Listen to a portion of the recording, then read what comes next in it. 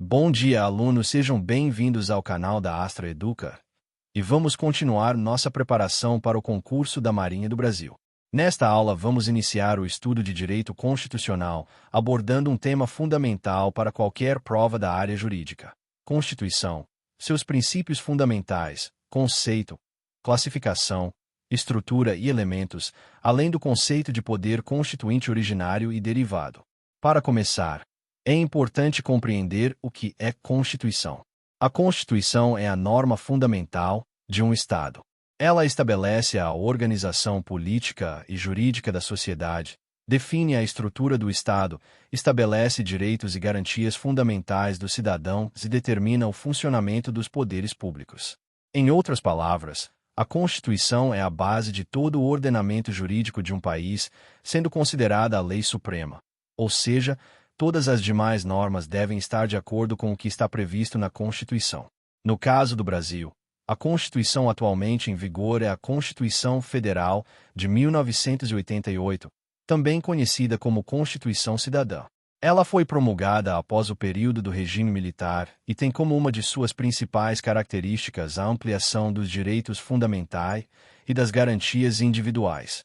Agora vamos falar sobre os princípios fundamentais da Constituição.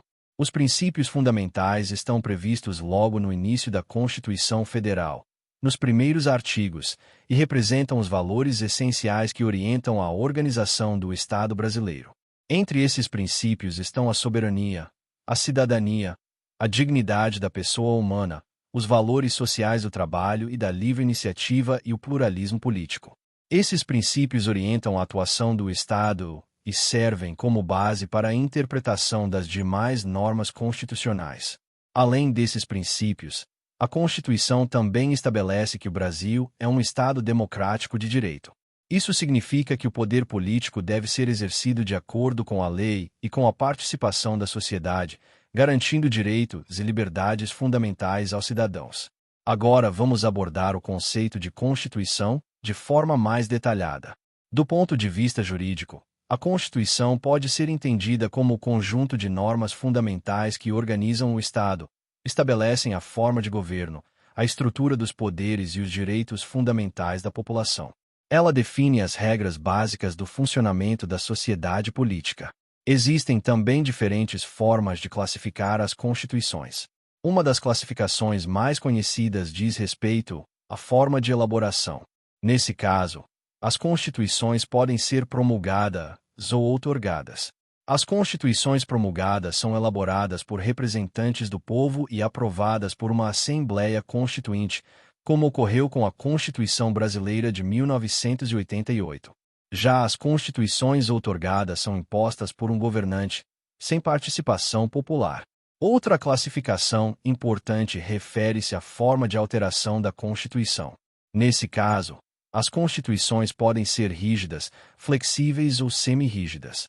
A Constituição brasileira é considerada rígida, pois seu processo de alteração exige um procedimento mais complexo do que o necessário para alterar leis comuns. Também é possível classificar as constituições quanto ao conteúdo, podendo ser constituições materiais ou formais. A Constituição material refere-se ao conjunto de normas que tratam da organização do Estado e dos direitos fundamentais, independentemente de estarem ou não no texto constitucional. Já a Constituição formal corresponde às normas que estão formalmente inseridas no documento constitucional. Agora vamos falar sobre a estrutura da Constituição Federal de 1988.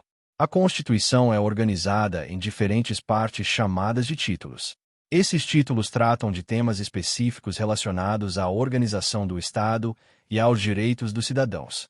Entre os principais temas abordados estão os direitos e garantias fundamentais, a organização do Estado, a organização dos poderes, a defesa do Estado e das instituições democráticas, a ordem econômica e financeira e a ordem social. Além dos títulos, a Constituição também possui capítulos, seções e artigos que detalham cada um desses temas. Essa organização facilita a compreensão e aplicação das normas constitucionais. Outro ponto importante são os elementos da Constituição. Os elementos da Constituição podem ser classificados em diferentes categorias. Os elementos orgânicos tratam da organização do Estado e da estrutura dos poderes. Os elementos limitativos referem-se aos direitos e garantias fundamentais que limitam a atuação do poder estatal. Os elementos socioideológicos tratam de princípios relacionados à ordem social e econômica. Já os elementos de estabilização constitucional incluem mecanismos destinados a preservar a ordem constitucional, como o estado de defesa e o estado de sítio. Agora vamos falar sobre o poder constituinte. O poder constituinte é o poder de criar, modificar ou reformar uma Constituição. Esse poder pode ser dividido em duas categorias principais: poder constituinte originário e poder constituinte derivado. O poder constituinte originário é aquele responsável por elaborar uma nova Constituição. Ele surge geralmente em momentos de ruptura institucional, como mudanças de regime político ou reorganização do Estado. Esse poder é considerado inicial, autônomo e ilimitado do ponto de vista jurídico, pois não está subordinado à ordem jurídica anterior. Já o poder constituinte derivado é aquele responsável por modificar uma Constituição que já existe. Ele atua dentro das regras estabelecidas pela própria Constituição e, por isso, possui limites e procedimentos definidos. No caso do Brasil, o poder constituinte derivado se manifesta principalmente por meio das emendas constitucionais, que permitem alterar o texto da Constituição desde que sejam respeitados os procedimentos e limitações previstos no próprio texto constitucional. Portanto, compreender o conceito de Constituição, seus princípios fundamentais, sua estrutura e os diferentes tipos de poder constituinte é essencial para entender o funcionamento do Estado e a organização do sistema jurídico brasileiro. Esses temas aparecem com frequência em provas de concursos públicos e são fundamentais para a interpretação das normas constitucionais. Vamos estudar alguns temas muito importantes para a compreensão da Constituição e do funcionamento do sistema constitucional brasileiro. Vamos abordar a hermenêutica constitucional, o constitucionalismo, sua origem, conceito e desenvolvimento, o constitucionalismo brasileiro, a ordem constitucional vigente no Brasil, além das emendas à Constituição e das disposições gerais e transitórias. Para começar, vamos falar sobre hermenêutica constitucional. A hermenêutica constitucional corresponde ao conjunto de métodos, princípios e técnicas utilizados para interpretar as normas da Constituição. Como a Constituição é a norma fundamental do Estado e possui linguagem muitas vezes ampla e aberta, é necessário interpretar seus dispositivos para compreender corretamente seu significado e sua aplicação. A interpretação constitucional busca extrair o verdadeiro sentido das normas constitucionais, garantindo que elas sejam aplicadas de forma coerente com os princípios e valores fundamentais do sistema jurídico. A hermenêutica constitucional é especialmente importante porque a Constituição regula temas centrais da organização do Estado, dos direitos fundamentais e da atuação dos poderes públicos. Existem diversos métodos de interpretação constitucional. Um deles é o método literal ou gramatical, que analisa o significado das palavras utilizadas no texto constitucional. Outro método é o método sistemático, que interpreta a norma dentro do contexto geral da Constituição, observando sua relação com outros dispositivos constitucionais. Também existe o método histórico, que busca compreender o contexto em que a norma foi elaborada e a intenção do legislador constituinte. Além disso, o método teleológico procura identificar a finalidade da norma constitucional, ou seja, o objetivo que ela pretende alcançar. Na hermenêutica constitucional também se destacam alguns princípios importantes, como o princípio da unidade da Constituição, que determina que a Constituição deve ser interpretada como um todo coerente, evitando contradições entre suas normas. Outro princípio é o da máxima efetividade, segundo o qual as normas constitucionais devem ser interpretadas de modo a garantir a maior eficácia possível aos direitos e garantias previstos no texto constitucional. Agora vamos falar sobre o constitucionalismo. O constitucionalismo pode ser entendido como um movimento político e jurídico que busca limitar o poder do Estado por meio da Constituição, garantindo direitos fundamentais ao cidadão e estabelecendo regras para a organização do poder político. A origem do constitucionalismo está ligada às transformações políticas ocorridas entre os séculos XVII e XVIII, especialmente na Europa e na América. Nesse período, ocorreram importantes movimentos históricos, como a Revolução Inglesa, a independência dos Estados Unidos e a Revolução Francesa. Esses acontecimentos contribuíram para o surgimento das primeiras constituições escritas e para a consolidação da ideia de que o poder do Estado deve ser limitado por normas jurídicas superiores. O constitucionalismo surgiu, portanto, como uma reação ao absolutismo monárquico que concentrava o poder nas mãos do governante. Com o desenvolvimento do constitucionalismo, passou-se a defender a divisão de poderes, a proteção das liberdades individuais e a supremacia da Constituição. Ao longo do tempo, o constitucionalismo evoluiu e passou por diferentes fases. Inicialmente, predominou o constitucionalismo liberal, voltado principalmente para a proteção das liberdades individuais e para a limitação do poder estatal. Posteriormente, com as transformações sociais e econômicas, surgiu o constitucionalismo social, que passou a incorporar direitos sociais, como educação, saúde, trabalho e proteção social. Agora vamos abordar o constitucionalismo brasileiro.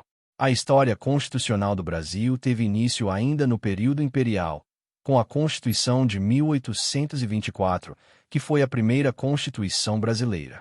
Essa Constituição foi outorgada pelo imperador Dom Pedro I e estabelecia a monarquia como forma de governo. Posteriormente, com a proclamação da República em 1889, o Brasil passou por diversas mudanças constitucionais.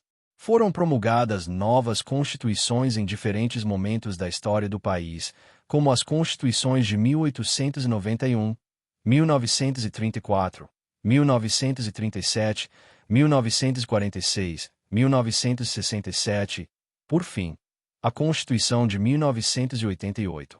A Constituição de 1988 representa um marco importante no constitucionalismo brasileiro. Ela foi elaborada após o período da ditadura militar e buscou consolidar o regime democrático no país, ampliando a proteção dos direitos fundamentais e fortalecendo as instituições democráticas.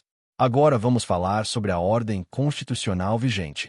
A ordem constitucional vigente no Brasil é aquela estabelecida pela Constituição Federal de 1988. Essa Constituição organiza o Estado brasileiro, define a forma de governo republicana, estabelece o sistema federativo e determina a separação entre os poderes executivo, legislativo e judiciário. Além disso, a Constituição de 1988 apresenta um amplo catálogo de direitos e garantias fundamentais, incluindo direitos individuais, direitos sociais, direitos políticos e direitos coletivos. Outro tema importante são as emendas à Constituição. Como a Constituição brasileira é considerada rígida, suas alterações não podem ocorrer de forma simples. Para modificar o texto constitucional, é necessário seguir um procedimento específico previsto na própria Constituição. As emendas constitucionais são propostas de alteração do texto da Constituição. Elas podem ser apresentadas pelo Presidente da República, por um terço dos deputados ou senadores ou por mais da metade das assembleias legislativas dos estados. Para serem aprovadas, as emendas devem passar por votação em 2 turnos na Câmara dos Deputados e no Senado Federal, sendo necessário o voto favorável de 3/5 dos parlamentares em cada votação. No entanto, existem limites para as emendas constitucionais. A Constituição estabelece cláusulas chamadas de cláusulas pétreas, que não podem ser abolidas nem modificadas por meio de emendas. Entre essas cláusulas estão a forma federativa de Estado, o voto direto, secreto, universal e periódico, a separação dos poderes e os direitos e garantias individuais. Por fim, vamos falar sobre as disposições gerais e transitórias da Constituição. As disposições gerais correspondem a normas que tratam de temas diversos relacionados à organização do Estado e ao funcionamento das instituições. Já o ato das disposições constitucionais transitórias, conhecido como ADCT, contém normas destinadas a regular a transição entre o sistema jurídico anterior e o novo sistema estabelecido pela Constituição de 1988. Essas normas foram criadas para garantir a adaptação gradual das instituições e da legislação à nova ordem constitucional. Portanto, compreender a hermenêutica constitucional, o desenvolvimento do constitucionalismo, a evolução do constitucionalismo brasileiro, a estrutura da ordem constitucional vigente, o processo de emendas à Constituição e as disposições transitórias é fundamental para entender o funcionamento do sistema constitucional brasileiro. Vamos estudar temas muito importantes relacionados à organização do Estado brasileiro. Vamos abordar a República e a Federação no direito constitucional, o sistema brasileiro de governo, a organização político-administrativa do Estado, as competências constitucionais, os bens públicos e também o tema da intervenção federal nos estados, no Distrito Federal e nos territórios. Para começar, vamos falar sobre a República e a Federação no direito constitucional. A forma de governo adotada pelo Brasil é a República. A República caracteriza-se pela existência de um governo em que o chefe de Estado exerce suas funções por tempo determinado e é escolhido, direta ou indiretamente, pelo povo. Diferentemente das monarquias, nas quais o chefe de Estado normalmente exerce o poder de forma vitalícia e hereditária, na República os governantes são temporários e responsáveis perante a sociedade. Entre os principais princípios do regime republicano estão a responsabilidade dos governantes, a igualdade entre os cidadãos perante a lei e a necessidade de prestação de contas à sociedade. No sistema republicano, o poder político pertence ao povo, que o exerce por meio de representantes eleitos. Além de república, o Brasil também adota a forma de Estado federativo. A federação é um modelo de organização política em que o poder é distribuído entre diferentes níveis de governo. No caso brasileiro, existem 4 entes federativos que compõem a federação: a União, os estados, o Distrito Federal e os municípios. Cada um desses entes possui autonomia política, administrativa e financeira, embora todos estejam subordinados à Constituição Federal. Essa autonomia significa que os entes federativos possuem capacidade de organizar seus próprios governos, elaborar suas leis e administrar seus recursos dentro dos limites estabelecidos pela Constituição. O modelo federativo brasileiro busca descentralizar o poder político, permitindo que decisões administrativas e políticas sejam tomadas mais próximas das necessidades da população em cada região do país. Agora vamos falar sobre o sistema brasileiro de governo. O Brasil adota o sistema presidencialista de governo. No presidencialismo, o presidente da República exerce simultaneamente as funções de chefe de Estado e chefe de governo. Como chefe de Estado, o presidente representa o país nas relações internacionais e simboliza a unidade nacional. Como chefe de governo, ele é responsável pela condução da administração pública e pela execução das políticas governamentais.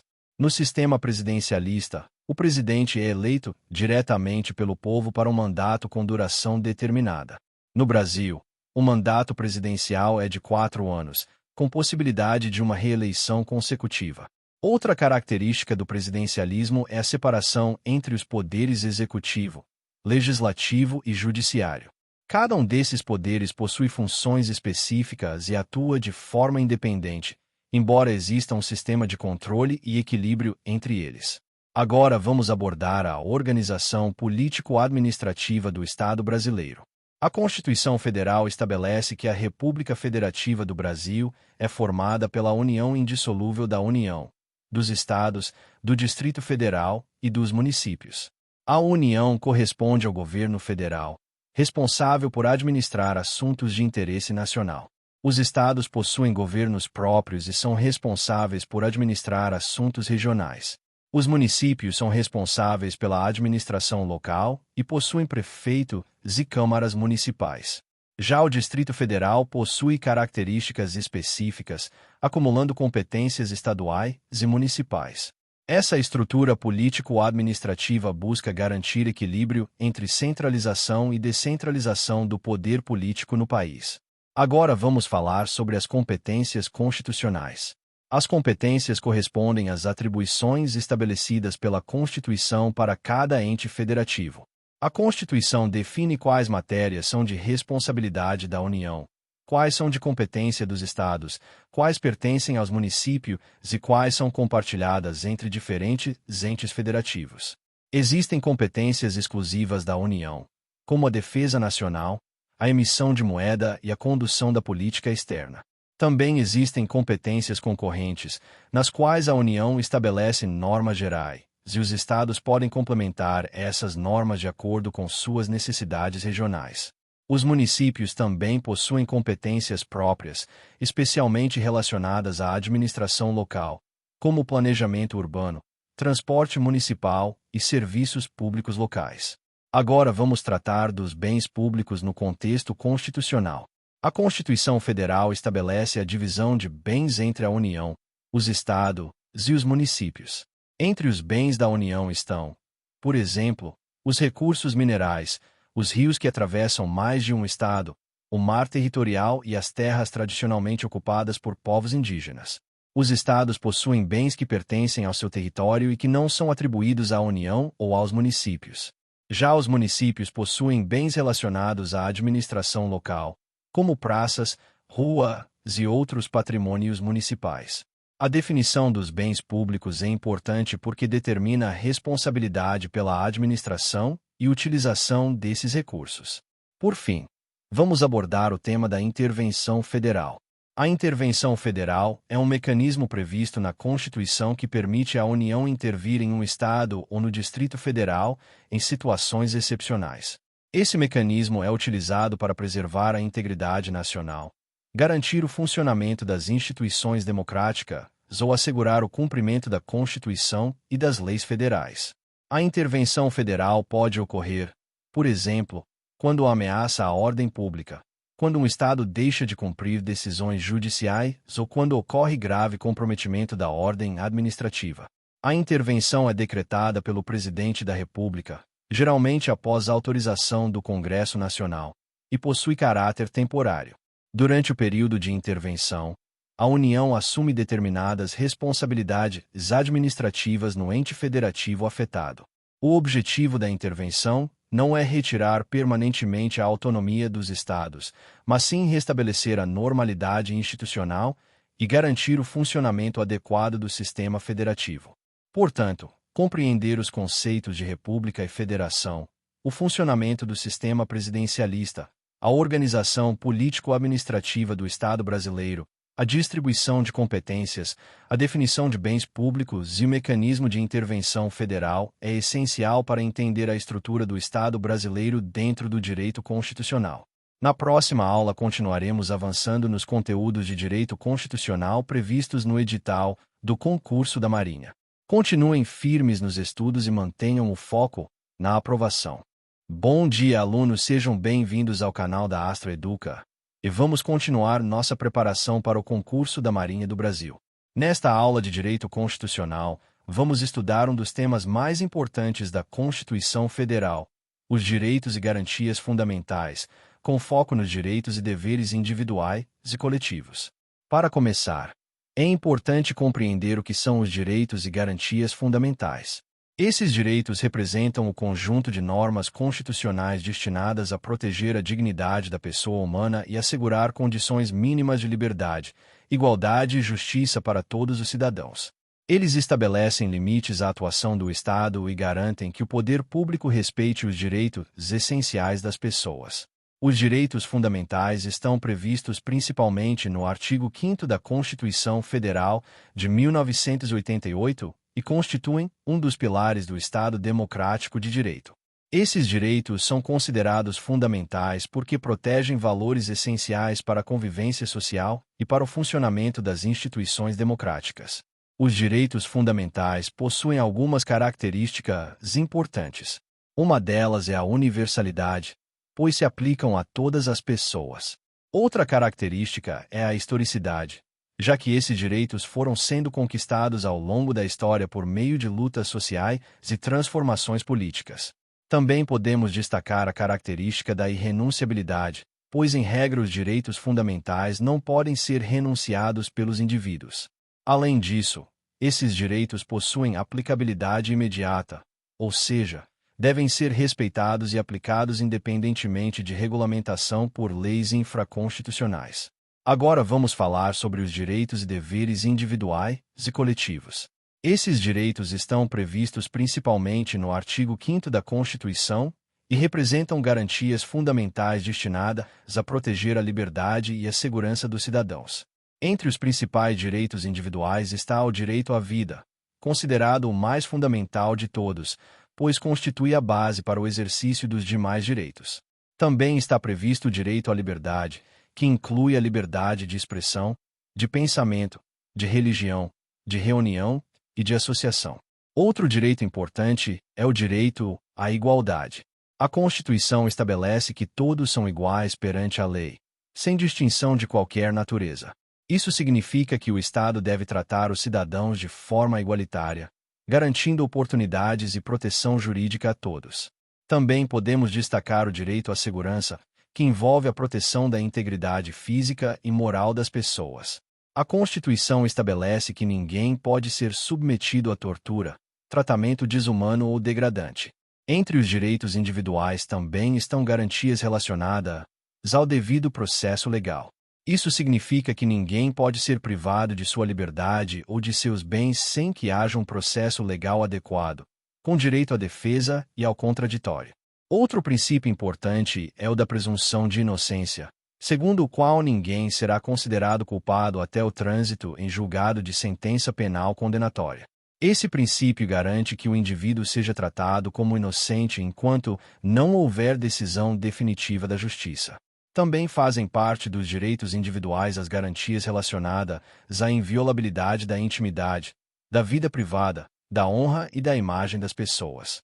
A Constituição protege esses aspectos da vida pessoal e estabelece que eventuais violações podem gerar direito à indenização. Além dos direitos individuais, a Constituição também reconhece direitos de caráter coletivo. Esses direitos estão relacionados a interesses que pertencem a grupos ou à sociedade como um todo. Entre os direitos coletivos podemos destacar o direito de reunião, que permite que as pessoas se reúnam pacificamente em locais públicos para expressar ideias ou reivindicações.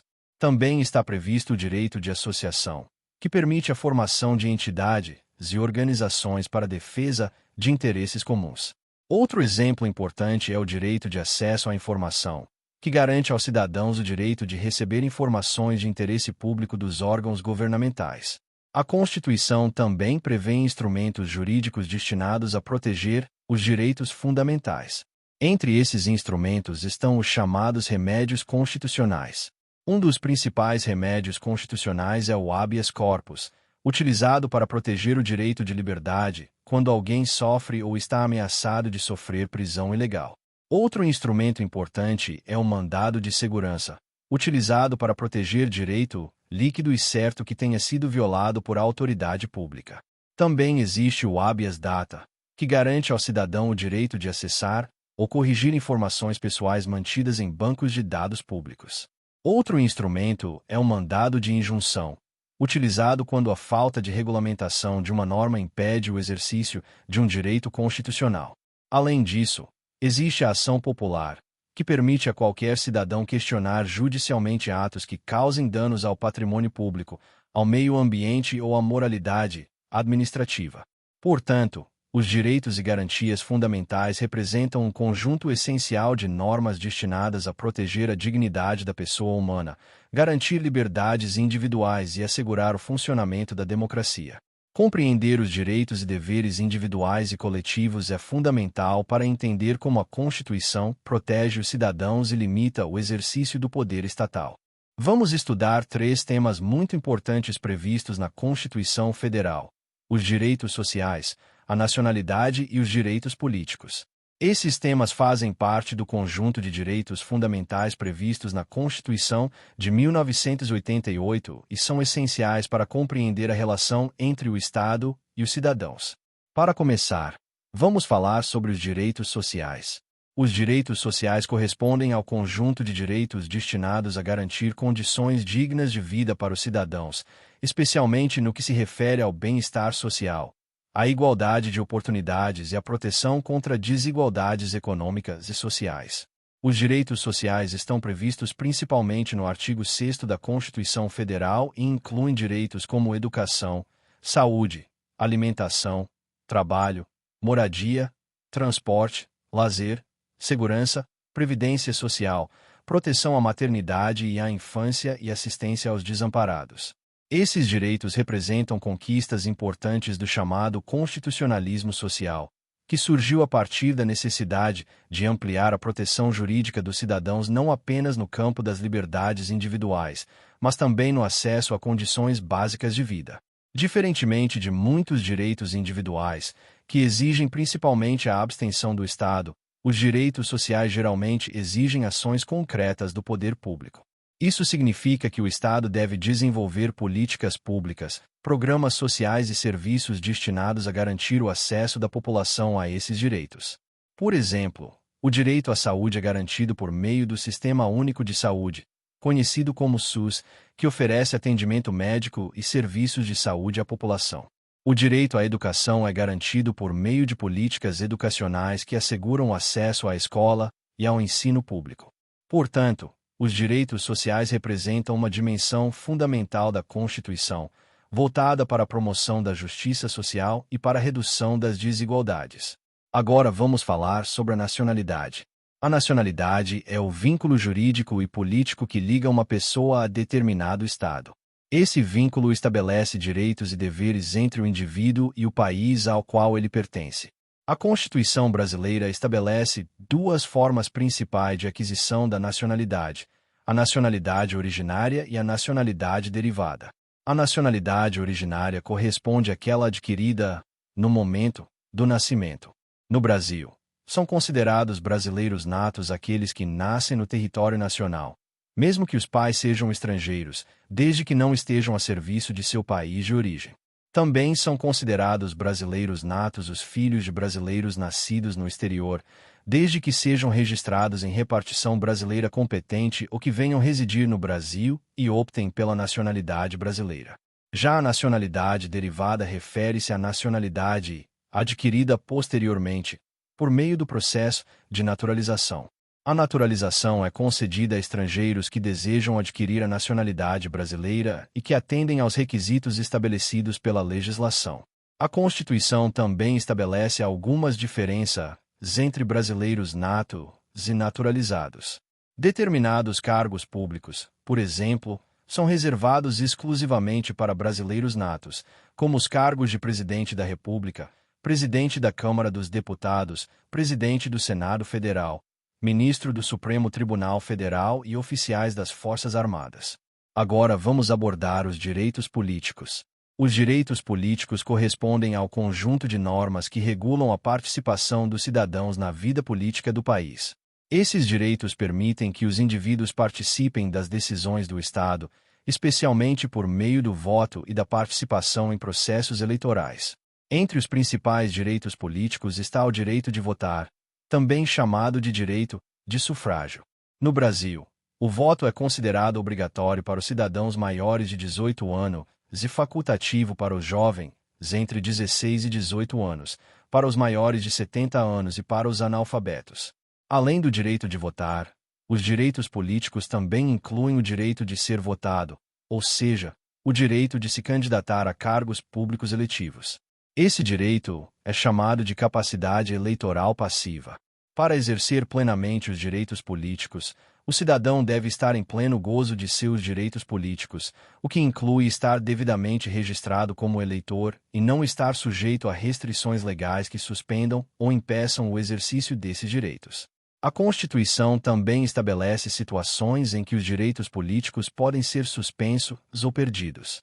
Entre essas situações estão a condenação criminal definitiva, a incapacidade civil absoluta e o cancelamento da naturalização por decisão judicial.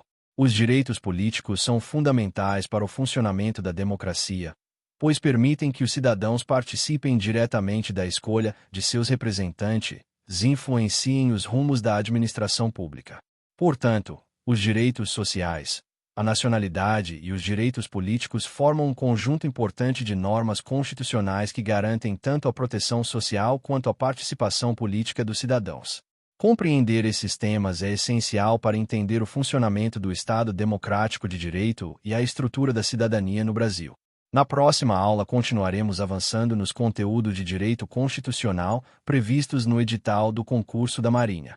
Continuem firmes nos estudos e mantenham o foco na aprovação. Bom dia, alunos, sejam bem-vindos ao canal da Astra Educa, e vamos continuar nossa preparação para o concurso da Marinha do Brasil. Nesta aula de Direito Constitucional, vamos estudar um tema muito importante previsto na Constituição Federal: a ordem econômica e financeira, com foco nos princípios gerais da atividade econômica. Para começar, é importante entender o que significa a ordem econômica no contexto constitucional. A ordem econômica corresponde ao conjunto de normas e princípios estabelecidos pela Constituição que regulam a organização da economia do país. Essas normas determinam como as atividades econômicas devem funcionar, qual o papel do Estado na economia e quais são os direitos e deveres dos agentes econômicos. No Brasil, a ordem econômica está prevista principalmente nos artigos 170 a 192 da Constituição Federal. A Constituição estabelece que a ordem econômica é fundada na valorização do trabalho humano e na livre iniciativa. Isso significa que o sistema econômico brasileiro busca conciliar a liberdade de atuação dos agentes econômicos com a proteção do trabalho e com a promoção do desenvolvimento social. A livre iniciativa representa a liberdade que as pessoas possuem para desenvolver atividades econômicas, como criar empresas, produzir bens, prestar serviços e participar do mercado.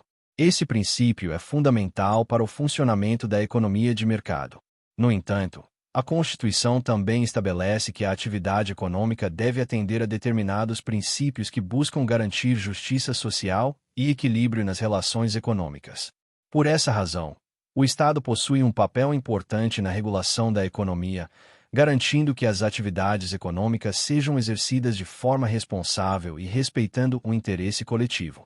Agora vamos falar sobre os princípios gerais da atividade econômica previstos na Constituição.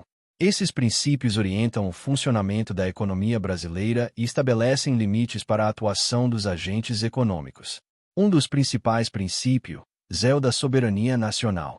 Esse princípio garante que as decisões econômicas fundamentais devem preservar a autonomia do país e proteger seus interesses nacionais. Outro princípio importante é o da propriedade privada. A Constituição reconhece o direito à propriedade, garantindo que as pessoas possam possuir bens e utilizá-los de acordo com seus interesses.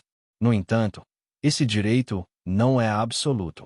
Isso ocorre porque a Constituição também estabelece o princípio da função social da propriedade.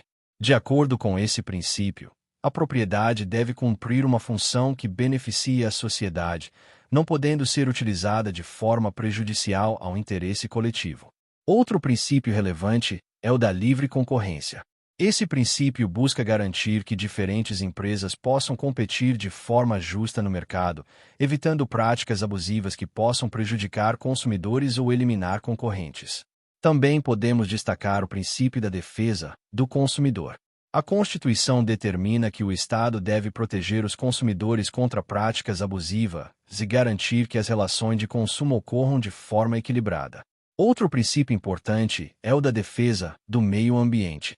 A atividade econômica deve respeitar a preservação ambiental, garantindo que o desenvolvimento econômico ocorra de forma sustentável.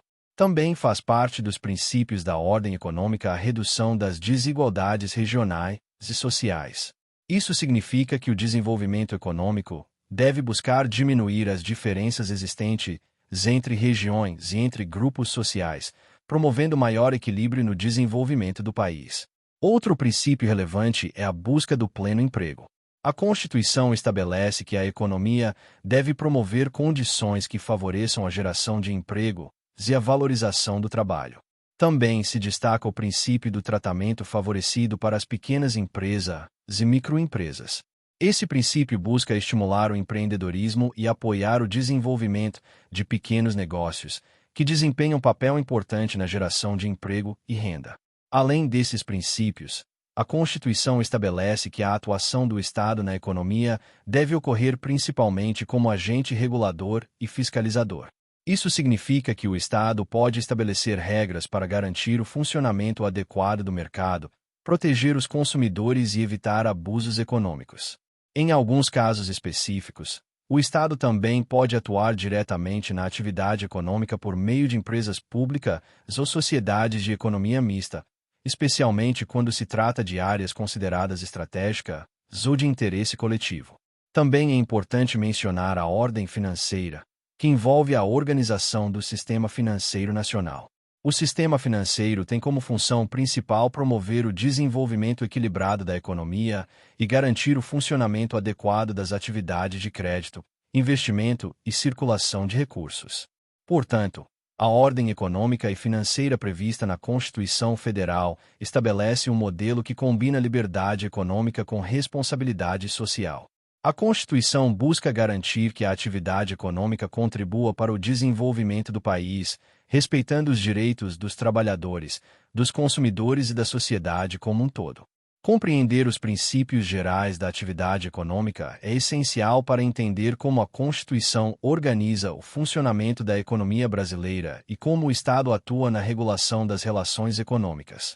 Agora vamos estudar 3 temas importantes relacionados à atuação do Estado na economia: a intervenção no domínio econômico, a regulação econômica e a responsabilidade na gestão fiscal. Para começar, vamos falar sobre a intervenção no domínio econômico. Em regra, a Constituição Federal estabelece que a atividade econômica deve ser exercida principalmente pela iniciativa privada, com base no princípio da livre iniciativa. No entanto, a própria Constituição prevê situações em que o Estado pode intervir na economia para garantir o interesse público e assegurar o funcionamento adequado do mercado. A intervenção no domínio econômico ocorre quando o Estado atua para orientar, controlar ou corrigir distorções no funcionamento da economia. Essa intervenção pode ocorrer de diferentes formas.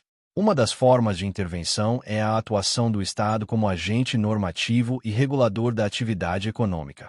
Nesse caso, o Estado estabelece normas, regras e políticas públicas destinadas a organizar o funcionamento dos mercados e garantir equilíbrio nas relações econômicas. Outra forma de intervenção ocorre quando o Estado atua diretamente na atividade econômica por meio de empresas públicas ou sociedades de economia mista. Essa atuação direta normalmente ocorre em setores considerados estratégicos para o desenvolvimento nacional ou em áreas nas quais a iniciativa privada não possui interesse ou capacidade de atuação suficiente. A Constituição também permite que o Estado utilize instrumentos específicos de intervenção econômica, como a criação de incentivos fiscais, políticas de desenvolvimento regional e medidas destinadas a estimular determinados setores produtivos.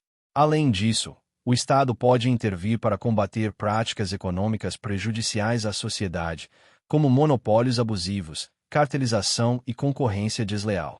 Agora vamos falar sobre a regulação econômica. A regulação econômica corresponde ao conjunto de mecanismos utilizados pelo Estado para supervisionar e disciplinar o funcionamento de determinados setores da economia.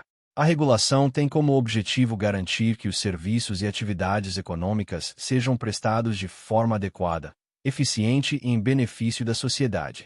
Ela busca equilibrar os interesses dos consumidores, das empresas e do próprio Estado. No Brasil, a regulação econômica é frequentemente exercida por meio das chamadas agências reguladoras. Essas instituições são responsáveis por fiscalizar e regulamentar setores específicos da economia, como energia elétrica, telecomunicações, transportes e petróleo. Entre as funções das agências reguladoras estão a definição de regras técnicas, a fiscalização das empresas que atuam nos setores regulados e a proteção dos interesses dos consumidores. A regulação econômica também contribui para garantir estabilidade nos mercados, promover a concorrência e evitar abusos econômicos. Agora vamos abordar o tema da responsabilidade na gestão fiscal. A responsabilidade fiscal refere-se ao conjunto de princípios e normas que orientam a administração das finanças públicas, garantindo o equilíbrio entre receitas e despesas do Estado. No Brasil, a responsabilidade na gestão fiscal é regulamentada principalmente pela Lei de Responsabilidade Fiscal, que estabelece regras para a administração dos recursos públicos. O objetivo principal dessa legislação é garantir que os governantes administrem os recursos públicos de forma responsável, evitando o endividamento excessivo e garantindo transparência na gestão das contas públicas. Entre os princípios da responsabilidade fiscal está o planejamento das finanças públicas, que envolve a elaboração de instrumentos como o Plano Plurianual, a Lei de Diretrizes Orçamentárias e a Lei Orçamentária Anual. Esses instrumentos permitem organizar a aplicação dos recursos públicos estabelecer metas fiscais que devem ser respeitadas pelos governantes. Outro princípio importante é o da transparência. A gestão fiscal deve ser realizada de forma clara e acessível à sociedade, permitindo que os cidadãos acompanhem como os recursos públicos estão sendo utilizados. Também faz parte da responsabilidade fiscal o controle dos gastos públicos, especialmente em relação às despesas com pessoal, à dívida pública e ao equilíbrio das contas governamentais. Portanto, a intervenção no domínio econômico, a regulação econômica e a responsabilidade na gestão fiscal representam instrumentos importantes por meio dos quais o Estado atua para organizar a economia, proteger o interesse público e garantir o uso responsável dos recursos públicos. Compreender esses temas é fundamental para entender como a Constituição e a legislação brasileira estabelecem mecanismos para equilibrar liberdade econômica, desenvolvimento social e responsabilidade na administração das finanças públicas. Na próxima aula continuaremos avançando nos conteúdos de direito constitucional previstos no edital do concurso da Marinha. Continuem firmes nos estudos e mantenham o foco na aprovação. Bom dia, alunos, sejam bem-vindos ao canal da Astra Educa e vamos continuar nossa preparação para o concurso da Marinha do Brasil. Nesta aula de direito constitucional vamos estudar um tema muito importante relacionado à estrutura do Estado brasileiro, a organização dos poderes, com foco no poder legislativo, sua organização e atribuições, o processo legislativo, as cláusulas pétreas, a iniciativa legislativa, os princípios constitucionais e a fiscalização financeira e orçamentária. Para começar, é importante lembrar que a Constituição Federal estabelece o princípio da separação dos poderes. Esse princípio determina que o poder do Estado deve ser dividido em três funções principais: o poder legislativo, o poder executivo e o poder judiciário. Cada um desses poderes possui atribuições próprias e atua de forma independente, embora exista um sistema de equilíbrio e controle entre eles. O objetivo da separação dos poderes é evitar a concentração excessiva de poder nas mãos de uma única autoridade, garantindo maior equilíbrio institucional e proteção das liberdades democráticas. Nesta aula vamos concentrar nosso estudo no poder legislativo. O poder legislativo é responsável principalmente pela elaboração das leis que regulam a vida em sociedade. Além disso, também exerce funções de fiscalização e controle sobre os demais poderes, especialmente sobre o poder executivo. No âmbito federal, o poder legislativo é exercido pelo Congresso Nacional, que possui estrutura bicameral. Isso significa que ele é composto por duas casas legislativas, a Câmara dos Deputados e o Senado Federal. A Câmara dos Deputados representa o povo brasileiro e é composta por deputados federais eleitos pelo sistema proporcional. Já o Senado Federal representa os estados e o Distrito Federal, sendo composto por senadores eleitos pelo sistema majoritário. Cada casa legislativa possui funções específicas, mas ambas participam do processo de elaboração das leis federais. Agora vamos falar sobre as atribuições do Poder Legislativo. Entre suas principais atribuições está a elaboração, discussão e aprovação de leis. O Congresso Nacional também possui a função de autorizar determinadas ações do Poder Executivo, como a aprovação de tratados internacionais e a autorização para determinadas operações financeiras. Além disso, o Poder Legislativo exerce função fiscalizadora, acompanhando e controlando as atividades do governo federal. Agora vamos abordar o processo legislativo. O processo legislativo corresponde ao conjunto de etapas necessárias para a criação de uma lei. Essas etapas incluem a apresentação de um projeto de lei, sua discussão nas casas legislativas, a votação pelos parlamentares e, por fim, a sanção ou veto pelo presidente da República. Existem diferentes tipos de normas produzidas pelo processo legislativo, como emendas à Constituição, leis complementares, leis ordinárias, medidas provisórias, decretos legislativos e resoluções. Cada uma dessas normas possui procedimentos específicos para sua aprovação. Agora vamos falar sobre as cláusulas pétreas. As cláusulas pétreas são dispositivos da Constituição que não podem ser abolidos ou modificados por meio de emendas constitucionais. Essas cláusulas representam princípios fundamentais do Estado brasileiro e têm como objetivo preservar a estrutura essencial da Constituição. Entre as cláusulas pétreas estão a forma federativa de Estado, o voto direto, secreto, universal e periódico, a separação dos poderes e os direitos e garantias individuais. Esses elementos são considerados essenciais para a manutenção do Estado democrático de direito. Por essa razão, não podem ser suprimidos nem alterados de forma que comprometam sua essência. Agora vamos falar sobre a iniciativa legislativa. A iniciativa legislativa corresponde ao poder de apresentar projetos de lei para apreciação do poder legislativo. A Constituição estabelece que diferentes autoridades e instituições podem exercer a iniciativa legislativa.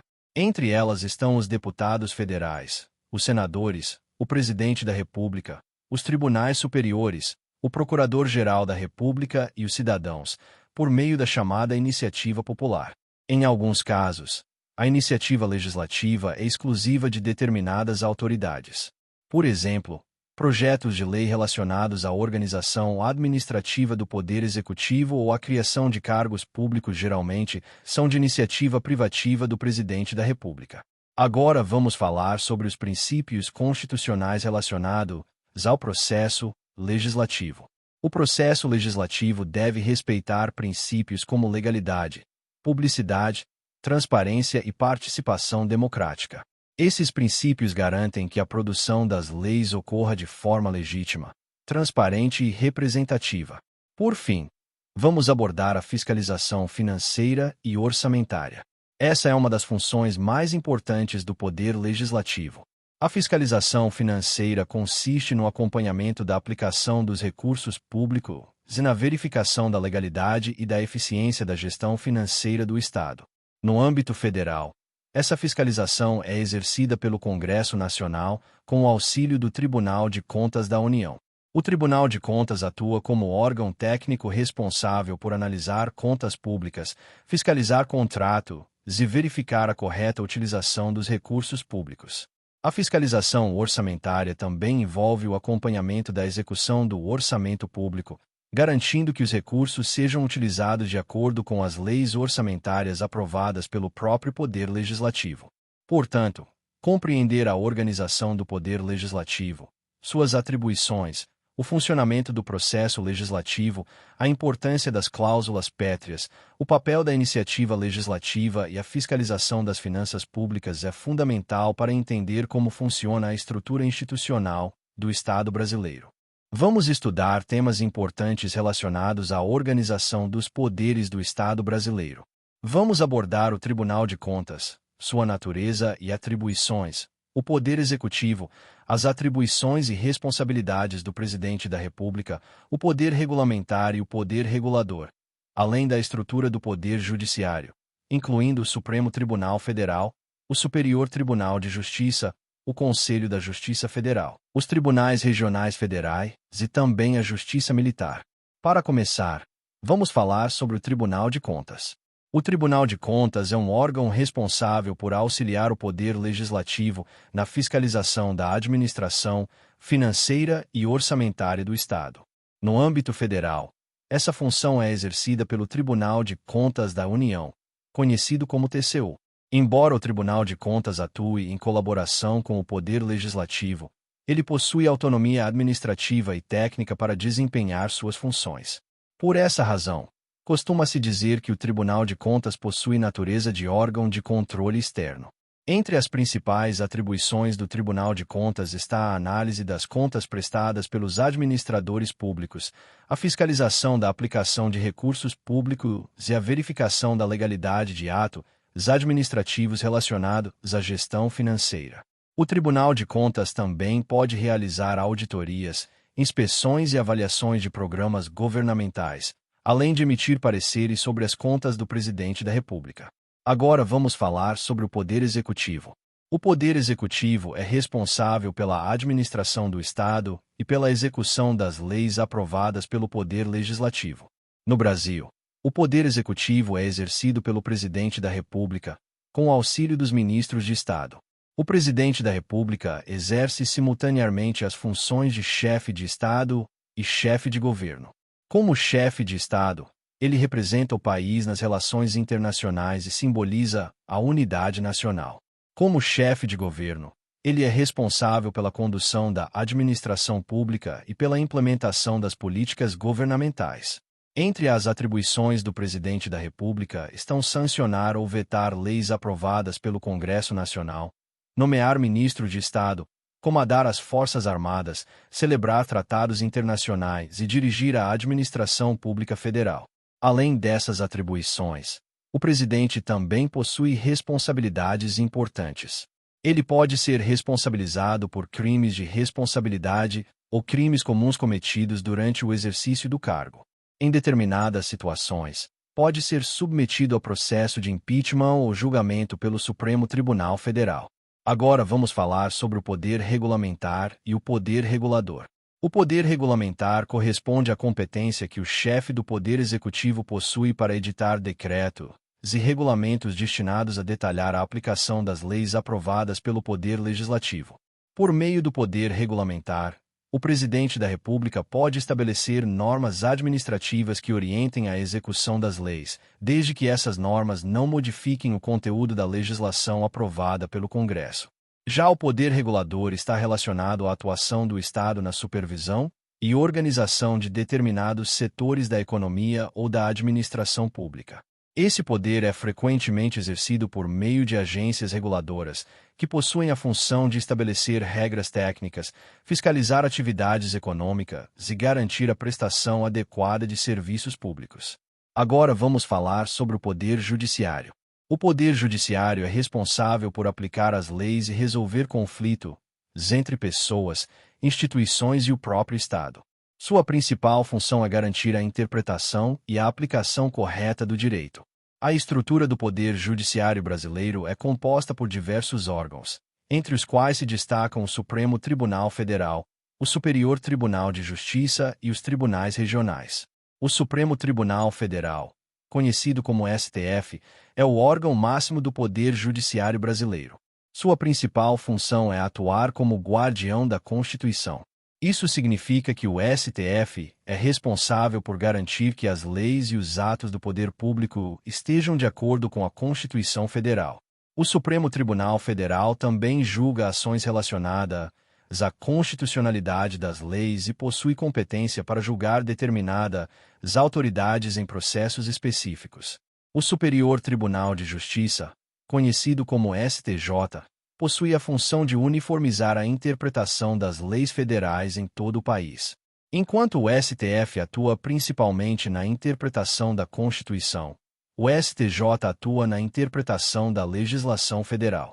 Outro órgão importante é o Conselho da Justiça Federal. Esse órgão tem como função coordenar e supervisionar a administração da Justiça Federal, contribuindo para a organização e o funcionamento dos tribunais federais. Os tribunais regionais federais são responsáveis por julgar recursos provenientes das decisões dos juízes federais de primeira instância. Esses tribunais atuam em diferentes regiões do país e fazem parte da estrutura da Justiça Federal. Por fim, vamos falar sobre a Justiça Militar. A Justiça Militar é um ramo especializado do Poder Judiciário responsável por julgar crimes militares definidos em lei. No âmbito federal, a Justiça Militar julga crimes militares cometidos por integrantes das Forças Armadas, como o Exército, Marinha e a Aeronáutica. Já no âmbito estadual, a Justiça Militar pode julgar crimes militares cometidos por integrantes das polícias militares e dos corpos de bombeiros militares. A existência da Justiça Militar está relacionada à necessidade de preservar a disciplina e a hierarquia nas instituições militares, princípios fundamentais para o funcionamento das Forças Armadas e das Forças Auxiliares. Portanto, compreender o funcionamento do Tribunal de Contas, as atribuições do Poder Executivo, as responsabilidades do Presidente da República e a estrutura do Poder Judiciário é essencial para entender como se organiza o sistema institucional do Estado brasileiro. Na próxima aula continuaremos avançando nos conteúdos de direito constitucional previstos no edital do concurso da Marinha. Continuem firmes nos estudos e mantenham o foco na aprovação. Bom dia, alunos, sejam bem-vindos ao canal da Astra Educa e vamos continuar nossa preparação para o concurso da Marinha do Brasil. Nesta aula de Direito Constitucional, vamos estudar um tema essencial para a proteção da Constituição: o controle de constitucionalidade das leis e dos atos normativos. Também vamos abordar os modelos de controle de constitucionalidade e as principais ações constitucionais previstas no ordenamento jurídico brasileiro, como o mandado de segurança, o mandado de injunção, a ação popular, o habeas corpus e o habeas data. Para começar, vamos entender o que é o controle de constitucionalidade. O controle de constitucionalidade é um mecanismo jurídico utilizado para verificar se as leis e os atos normativos estão de acordo com a Constituição. Como a Constituição é a norma suprema do ordenamento jurídico, todas as demais normas devem respeitar seus princípios e regras. Quando uma lei ou ato normativo contraria a Constituição, ele pode ser considerado inconstitucional, portanto, inválido dentro do sistema jurídico. O controle de constitucionalidade serve exatamente para preservar a supremacia da Constituição e garantir que o poder público atue dentro dos limites estabelecidos pela ordem constitucional. Do ponto de vista da natureza, o controle de constitucionalidade é um instrumento de proteção do Estado democrático de direito. Ele garante que as decisões do poder público estejam subordinadas às normas constitucionais e protege os direitos fundamentais previstos na Constituição. Agora vamos falar sobre as espécies de controle e constitucionalidade. O controle pode ser classificado de diferentes formas. Uma delas é a distinção entre controle preventivo e controle repressivo. O controle preventivo ocorre antes que a norma entre em vigor. Nesse caso, busca-se evitar que uma lei inconstitucional seja aprovada ou promulgada. Esse tipo de controle pode ocorrer, por exemplo, durante o processo legislativo, quando parlamentares analisam se um projeto de lei está de acordo com a Constituição. Já o controle repressivo ocorre após a entrada em vigor da norma. Nesse caso, o objetivo é retirar do ordenamento jurídico uma lei ou ato normativo que já esteja em vigor, mas que seja considerado incompatível com a Constituição. Outra classificação importante diz respeito aos modelos de controle de constitucionalidade. No direito constitucional, existem dois modelos principais: o modelo difuso e o modelo concentrado. O modelo difuso de controle de constitucionalidade permite que qualquer juiz ou tribunal analise a constitucionalidade de uma lei durante o julgamento de um caso concreto. Esse modelo surgiu nos Estados Unidos e se caracteriza pelo fato de que a questão constitucional aparece como parte de um processo judicial específico. Já o modelo concentrado de controle de constitucionalidade atribui a competência para declarar a inconstitucionalidade de leis a um tribunal específico. No Brasil, essa função é exercida principalmente pelo Supremo Tribunal Federal. O sistema brasileiro adota um modelo misto, combinando elementos do controle difuso e do controle concentrado de constitucionalidade. Agora vamos falar sobre as ações constitucionais, que são instrumentos jurídicos utilizados para proteger direitos fundamentais e garantir o respeito à Constituição. Uma das principais ações constitucionais é o habeas corpus. O habeas corpus é utilizado para proteger o direito de liberdade de locomoção. Ele pode ser utilizado quando alguém sofre ou está ameaçado de sofrer prisão ilegal ou abuso de autoridade. O habeas corpus é considerado um dos instrumentos mais importantes de proteção das liberdades individuais.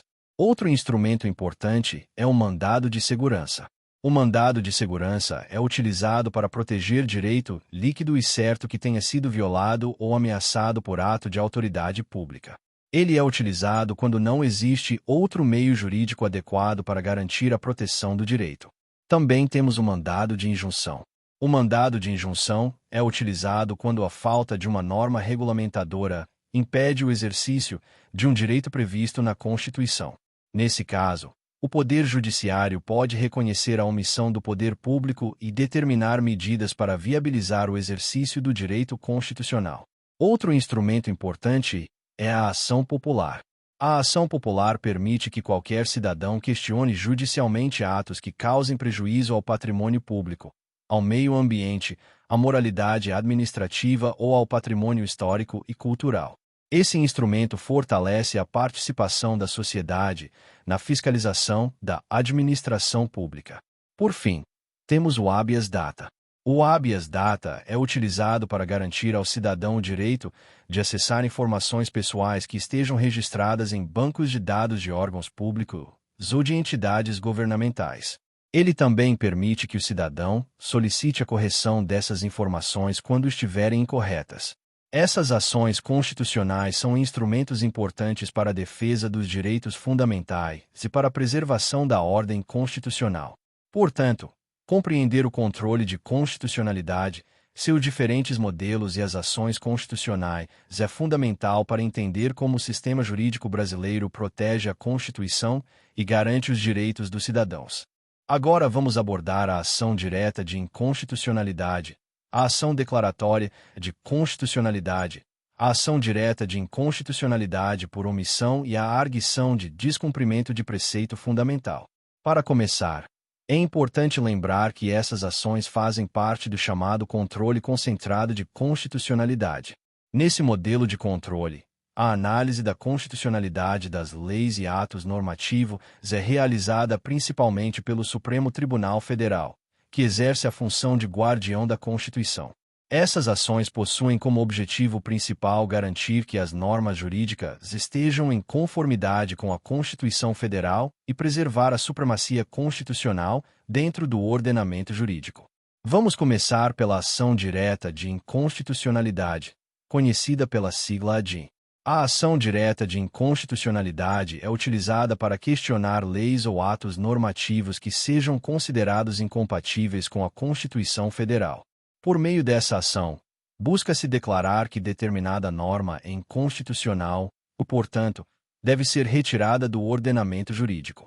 A ADIM pode ser proposta por determinados legitimados previstos na Constituição, como o Presidente da República, a Mesa do Senado Federal, a Mesa da Câmara dos Deputados, governadores de Estado, o Procurador-Geral da República, o Conselho Federal da Ordem dos Advogados do Brasil, partidos políticos com representação no Congresso Nacional e confederações sindicais ou entidades de classe de âmbito nacional. Quando o Supremo Tribunal Federal julga procedente uma ação direta de inconstitucionalidade, a norma questionada deixa de produzir efeitos, garantindo que o ordenamento jurídico permaneça em conformidade com a Constituição. Agora vamos falar sobre a ação declaratória de constitucionalidade, conhecida como ADC. A ação declaratória de constitucionalidade tem como objetivo confirmar que determinada lei ou ato normativo federal é compatível com a Constituição. Essa ação é utilizada principalmente quando existe controvérsia judicial sobre a constitucionalidade de uma norma. Ao declarar a constitucionalidade da lei, o Supremo Tribunal Federal busca garantir segurança jurídica e uniformidade na aplicação da legislação. Assim como na ADIM, apenas determinados legitimados podem propor a ação declaratória de constitucionalidade, conforme previsto na Constituição. Agora vamos abordar a ação direta de inconstitucionalidade por omissão, conhecida como ADO. Essa ação é utilizada quando o poder público deixa de tomar as medidas necessárias para tornar efetiva uma norma constitucional. Em alguns casos, a Constituição prevê direitos ou determina a criação de determinadas normas, mas sua aplicação depende da edição de uma lei ou de um ato administrativo. Quando essa regulamentação não é realizada, ocorre a chamada omissão inconstitucional. A ação direta de inconstitucionalidade por omissão permite que o Supremo Tribunal Federal reconheça essa omissão e determine que o órgão responsável adote as providências necessárias para garantir a efetividade da norma constitucional. Por fim, vamos falar sobre a arguição de descumprimento de preceito fundamental, conhecida pela sigla ADPF. A ADPF é um instrumento utilizado para evitar ou reparar lesão a preceitos fundamentais da Constituição. Os preceitos fundamentais correspondem a princípios e valores essenciais do sistema constitucional, como direitos fundamentais, princípios estruturantes do Estado e garantias democráticas. A ADPF pode ser utilizada quando não houver outro meio eficaz para resolver a controvérsia constitucional. Ela é frequentemente utilizada em situações complexas que envolvem conflitos entre normas ou quando se busca proteger princípios fundamentais da Constituição. Assim como as demais ações do controle concentrado de constitucionalidade, a ADPF é julgada pelo Supremo Tribunal Federal. Portanto, a ação direta de inconstitucionalidade, a ação declaratória de constitucionalidade, a ação direta de inconstitucionalidade por omissão e a arguição de descumprimento de preceito fundamental são instrumentos fundamentais para garantir a supremacia da Constituição e proteger os princípios estruturantes do Estado brasileiro. Compreender essas ações é essencial para entender como o sistema jurídico brasileiro assegura que as leis e os atos do poder público estejam em conformidade com a Constituição. Agora vamos estudar um tema fundamental para a compreensão e aplicação da Constituição: a hermenêutica constitucional. A hermenêutica constitucional pode ser definida como o conjunto de métodos, princípios e técnicas utilizados para interpretar as normas da Constituição.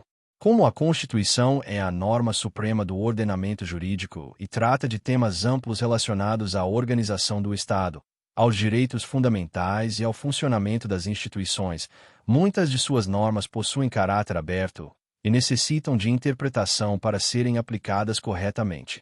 A hermenêutica constitucional tem como objetivo extrair o verdadeiro sentido das normas constitucionais, garantindo que elas sejam aplicadas de forma coerente com os princípios fundamentais da Constituição e com os valores do Estado democrático de direito. É importante destacar que interpretar a Constituição não significa apenas analisar o texto de forma literal. A interpretação constitucional exige uma análise mais ampla, considerando o contexto histórico, os princípios constitucionais e a finalidade das normas. Existem diversos métodos de interpretação utilizados na hermenêutica constitucional. Um dos métodos mais conhecidos é o método gramatical ou literal, que se baseia na análise do significado das palavras utilizadas no texto constitucional. Outro método importante é o método sistemático. Esse método busca interpretar uma norma constitucional, considerando sua relação com o restante do texto da Constituição. A ideia é compreender a Constituição como um sistema integrado, no qual as normas devem ser interpretadas de forma harmoniosa. Também existe o método histórico, que analisa o contexto em que a norma constitucional foi criada, buscando compreender a intenção do legislador constituinte no momento da elaboração da Constituição. Outro método relevante é o método teleológico, que busca identificar a finalidade da norma constitucional. Nesse caso, o intérprete procura compreender qual objetivo a norma pretende alcançar dentro da estrutura constitucional. Além desses métodos, a hermenêutica constitucional também se orienta por princípios específicos de interpretação constitucional. Um desses princípios é o princípio da unidade da Constituição, segundo o qual o texto constitucional deve ser interpretado como um conjunto coerente, evitando interpretações que gerem contradições entre suas normas. Outro princípio importante é o princípio da máxima efetividade. De acordo com esse princípio, as normas constitucionais devem ser interpretadas de forma a garantir a maior eficácia possível aos direitos e garantias previstos na Constituição. Também podemos destacar o princípio da força normativa da Constituição, que estabelece que as normas constitucionais possuem eficácia jurídica e devem produzir efeitos concretos na organização do Estado e na proteção dos direitos fundamentais. Outro princípio relevante é o princípio da interpretação conforme a Constituição. Esse princípio determina que, quando uma norma infraconstitucional admitir mais de uma interpretação possível, deve-se adotar aquela interpretação que esteja em conformidade com a Constituição. A hermenêutica constitucional também está diretamente relacionada ao papel do Poder Judiciário, especialmente do Supremo Tribunal Federal. Como guardião da Constituição, o Supremo Tribunal Federal exerce função central na interpretação das normas constitucionais e na resolução de conflitos relacionados à aplicação da Constituição. As decisões do Supremo Tribunal Federal contribuem para consolidar o entendimento sobre o significado das normas constitucionais e orientar a aplicação do direito em todo o país. Portanto, a hermenêutica constitucional desempenha papel essencial no funcionamento do sistema jurídico, pois permite interpretar corretamente as normas da Constituição, garantir sua efetividade e preservar os valores fundamentais do Estado democrático de direito. Compreender os métodos e princípios da hermenêutica constitucional é fundamental para entender como a Constituição é aplicada na prática e como o sistema jurídico brasileiro busca garantir a supremacia da Constituição. Na próxima aula continuaremos avançando nos conteúdos de direito constitucional previstos no edital do concurso da Marinha. Continuem firmes nos estudos e mantenham o foco na aprovação. Bom dia, alunos, sejam bem-vindos ao canal da Astra Educa. E vamos continuar nossa preparação para o concurso da Marinha do Brasil. Nesta aula de Direito Constitucional, vamos estudar um tema muito importante previsto na Constituição Federal: as funções essenciais à Justiça. Dentro desse tema, vamos abordar o Ministério Público, a Advocacia, a Defensoria Pública e a Advocacia Geral da União. Para começar, é importante compreender o que são as funções essenciais à Justiça. A Constituição Federal estabelece que determinadas instituições possuem papel fundamental no funcionamento do sistema de justiça e na garantia da ordem jurídica. Essas instituições atuam para assegurar o cumprimento das leis, a defesa dos direitos dos cidadãos e a correta aplicação do direito. As funções essenciais à Justiça estão previstas na Constituição Federal e incluem o Ministério Público, a Advocacia Pública, a Defensoria Pública e a Advocacia Privada. Cada uma dessas instituições possui atribuições específicas dentro do sistema jurídico brasileiro. Vamos começar pelo Ministério Público. O Ministério Público é uma instituição permanente e essencial à função jurisdicional do Estado. Sua principal função é defender a ordem jurídica, o regime democrático e os interesses sociais e individuais indisponíveis. Isso significa que o Ministério Público atua para proteger a sociedade, fiscalizar o cumprimento das leis e garantir que os direitos fundamentais sejam respeitados. Entre as principais atribuições do Ministério Público está a promoção da ação penal pública, ou seja, a atuação na acusação em processos criminais quando há indícios de crime. Além disso, o Ministério Público também atua na defesa de interesses coletivos, como a proteção do meio ambiente, do patrimônio público e dos direitos do consumidor. O Ministério Público possui autonomia funcional e administrativa, o que significa que pode exercer suas funções com independência em relação aos demais poderes do Estado. Agora vamos falar sobre a advocacia. A advocacia é considerada essencial à administração da justiça. Os advogados atuam na defesa dos interesses de pessoas físicas e jurídicas perante o Poder Judiciário. O exercício da advocacia é regulamentado pela legislação específica e pelos princípios estabelecidos na Constituição. A atuação dos advogados garante o direito à defesa e ao contraditório, princípios fundamentais do sistema jurídico. A advocacia privada é exercida por profissionais que representam seus clientes em processos judiciais ou administrativos, defendendo seus direitos e interesses. Agora vamos falar sobre a Defensoria Pública. A Defensoria Pública é uma instituição responsável por prestar assistência jurídica gratuita às pessoas que não possuem recursos financeiros para contratar um advogado. O objetivo da Defensoria Pública é garantir o acesso à justiça para todos os cidadãos, especialmente para aqueles em situação de vulnerabilidade econômica.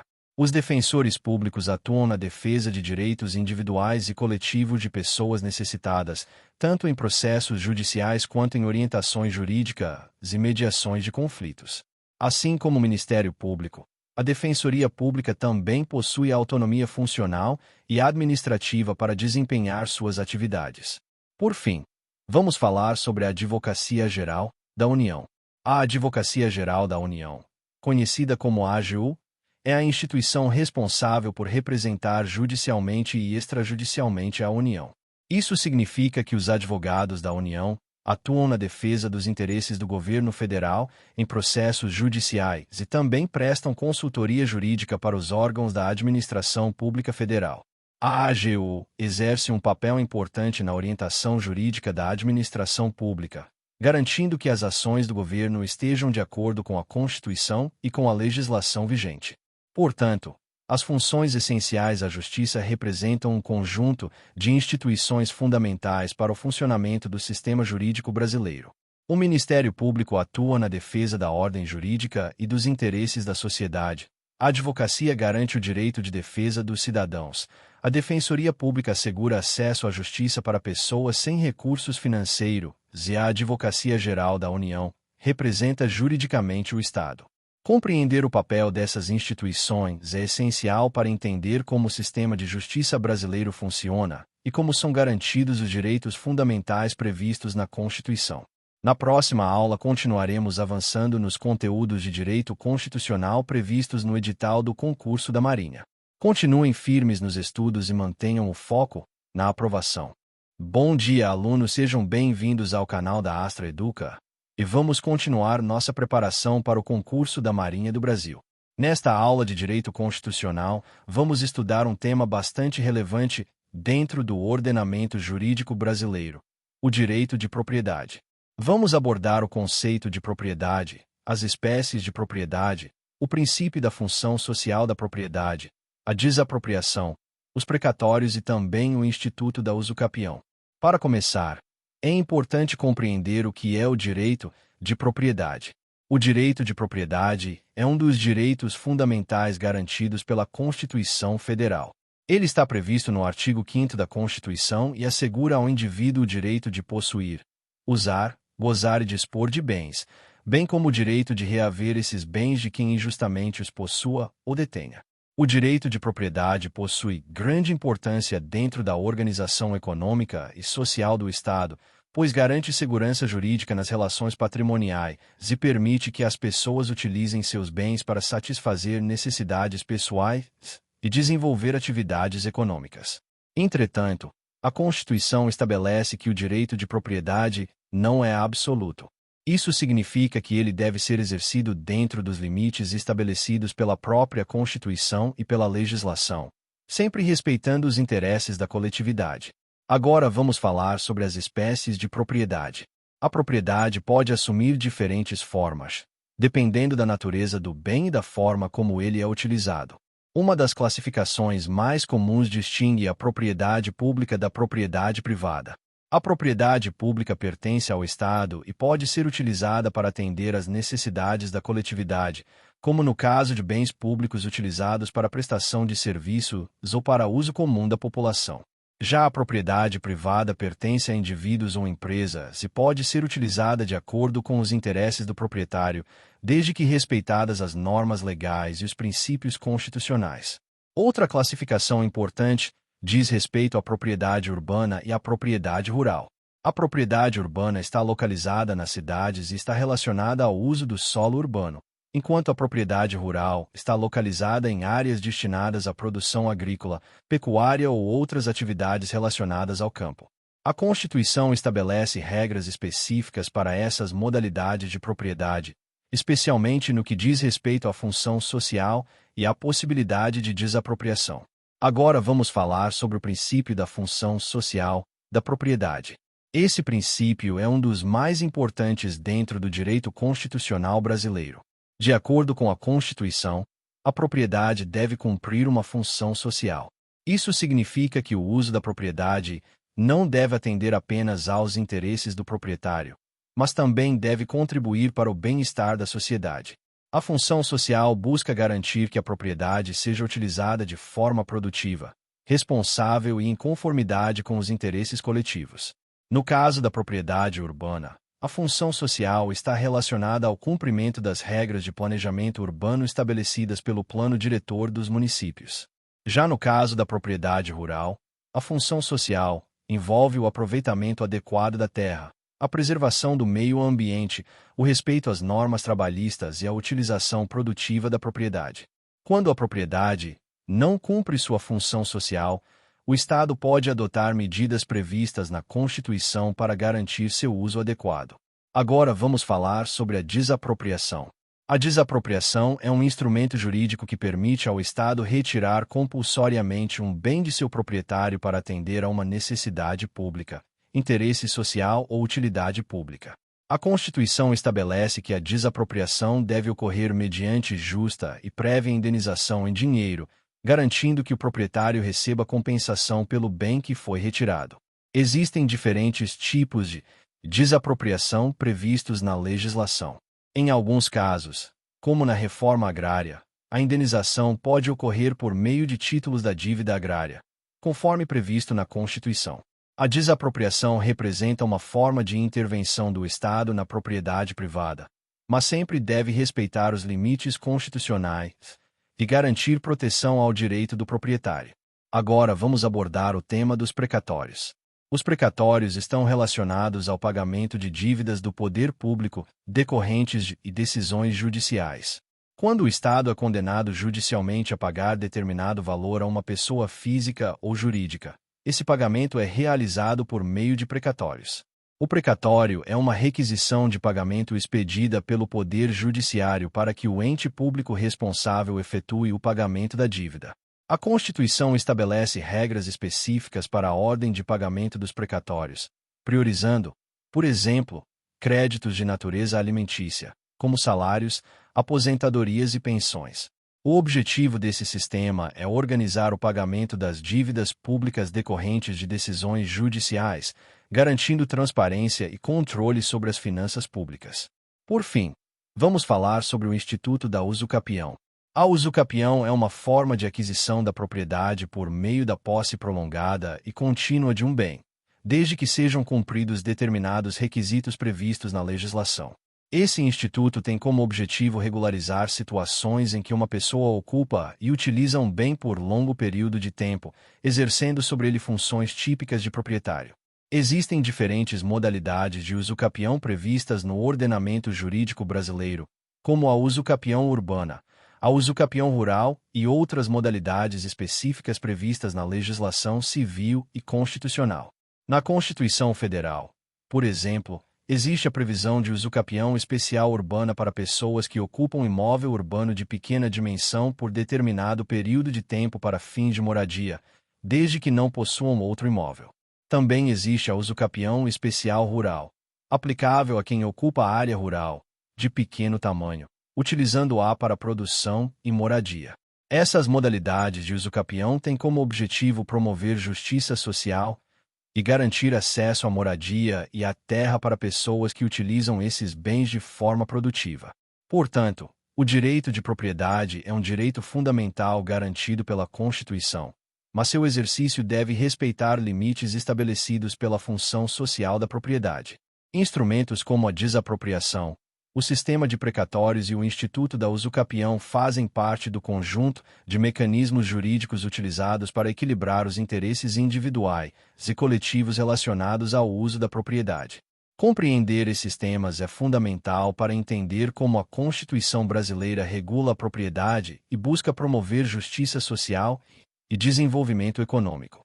Na próxima aula continuaremos avançando nos conteúdos de direito constitucional previstos no edital do concurso da Marinha. Continuem firmes nos estudos e mantenham o foco na aprovação. Bom dia, alunos, sejam bem-vindos ao canal da Astra Educa e vamos continuar nossa preparação para o concurso da Marinha do Brasil. Nesta aula de direito constitucional, vamos estudar um tema muito importante dentro da organização do Estado: a administração pública. Vamos abordar os princípios e disposições gerais que regem a administração pública e também a responsabilidade jurídica das pessoas de direito público. Para começar, é importante compreender o que se entende por administração pública. A administração pública corresponde ao conjunto de órgãos, entidades e agentes responsáveis pela execução das atividades administrativas do Estado. Essas atividades envolvem a prestação de serviços públicos, a implementação de políticas públicas e a gestão dos interesses coletivos. A Constituição Federal estabelece regras fundamentais que orientam o funcionamento da administração pública. Essas regras estão previstas principalmente no artigo 37 da Constituição e determinam os princípios que devem ser observados por todos os órgãos e agentes públicos. Esses princípios são conhecidos tradicionalmente pelo acrônimo LIMP, que representa os princípios da legalidade, impessoalidade, moralidade, publicidade e eficiência. O primeiro princípio é o da legalidade. De acordo com esse princípio, a administração pública só pode agir de acordo com a lei. Isso significa que os agentes públicos não possuem liberdade para agir conforme sua vontade pessoal. Toda atuação administrativa deve estar autorizada pela legislação. O segundo princípio é o da impessoalidade. Esse princípio determina que a administração pública deve agir de forma imparcial, sem favorecer ou prejudicar pessoas específicas. As decisões administrativas devem sempre buscar o interesse público e não interesses pessoais. Outro princípio importante é o da moralidade administrativa. Esse princípio estabelece que a atuação dos agentes públicos deve respeitar padrões éticos de conduta. Mesmo quando uma ação é legal, ela pode ser considerada inválida se violar princípios de honestidade, boa-fé ou probidade administrativa. Também temos o princípio da publicidade. Esse princípio determina que os atos da administração pública devem ser transparentes e acessíveis à sociedade. A divulgação das decisões administrativas permite que os cidadãos acompanhem a atuação do poder público e fortalece o controle social sobre a gestão pública. Por fim, temos o princípio da eficiência. Esse princípio exige que a administração pública atue de forma produtiva, buscando oferecer serviços públicos de qualidade e utilizar os recursos públicos de maneira adequada. Além desses princípios fundamentais, a Constituição também estabelece diversas disposições gerais sobre o funcionamento da administração pública. Entre essas disposições estão as regras relacionadas ao ingresso no serviço público, que normalmente ocorre por meio de concurso público, garantindo igualdade de oportunidades e seleção baseada no mérito. A Constituição também estabelece regras sobre a acumulação de cargos públicos, remuneração dos servidores, estabilidade no serviço público e organização da administração direta e indireta. A administração direta corresponde aos órgãos que fazem parte da estrutura do próprio Estado, como ministérios e secretarias. Já a administração indireta é composta por entidades criadas para desempenhar determinadas atividades administrativas com maior autonomia, como autarquias, fundações públicas, empresas públicas e sociedades de economia mista. Agora vamos falar sobre a responsabilidade jurídica das pessoas de direito público. As pessoas de direito público incluem a União, os estados, o Distrito Federal, os municípios e também determinadas entidades da administração indireta. A Constituição estabelece que essas entidades podem ser responsabilizadas pelos danos que seus agentes causarem a terceiros durante o exercício de suas funções. Esse tipo de responsabilidade é conhecido como responsabilidade civil do Estado. No Brasil, a responsabilidade civil do Estado é baseada na chamada teoria da responsabilidade objetiva. Isso significa que, para que o Estado seja responsabilizado, não é necessário provar a culpa do agente público. Basta demonstrar que houve um dano, que esse dano foi causado por uma ação ou omissão do agente público e que existe uma relação entre a conduta do agente e o prejuízo sofrido. Quando esses elementos estão presentes, o Estado deve indenizar o prejudicado pelos danos causados. Após realizar o pagamento da indenização, o Estado pode exercer o chamado direito de regresso contra o agente público responsável, caso fique comprovado que ele agiu com dolo ou culpa. Essa regra busca proteger os cidadãos contra prejuízos causados pela atuação da administração pública, ao mesmo tempo em que incentiva a atuação responsável dos agentes públicos. Portanto, compreender os princípios da administração pública e as regras relacionadas à responsabilidade jurídica das pessoas de direito público é essencial para entender como o Estado deve atuar na gestão dos interesses coletivos e na prestação de serviços à sociedade. Esses princípios garantem que a administração pública funcione de forma legal, ética, transparente e eficiente, sempre voltada para a promoção do interesse público. Na próxima aula continuaremos avançando nos conteúdos de direito constitucional previstos no edital do concurso da Marinha. Continuem firmes nos estudos e mantenham o foco na aprovação. Bom dia, alunos, sejam bem-vindos ao canal da Astra Educa. E vamos continuar nossa preparação para o concurso da Marinha do Brasil. Nesta aula de Direito Constitucional, vamos estudar um tema muito importante previsto na Constituição Federal: a defesa do Estado e das instituições democráticas. Dentro desse assunto vamos abordar também dois mecanismos constitucionais utilizados em situações excepcionais: o estado de defesa e o estado de sítio. Para começar, é importante entender o que significa a defesa do Estado e das instituições democráticas. A Constituição Federal estabelece mecanismos jurídicos destinados a proteger a ordem constitucional, garantir a estabilidade das instituições e preservar o funcionamento do regime democrático. Esses mecanismos são utilizados em situações extraordinárias, quando ameaça grave à ordem pública, à paz social ou ao funcionamento das instituições do Estado. O objetivo dessas medidas não é restringir permanentemente os direitos dos cidadãos, mas sim proteger a própria Constituição e restabelecer a normalidade institucional.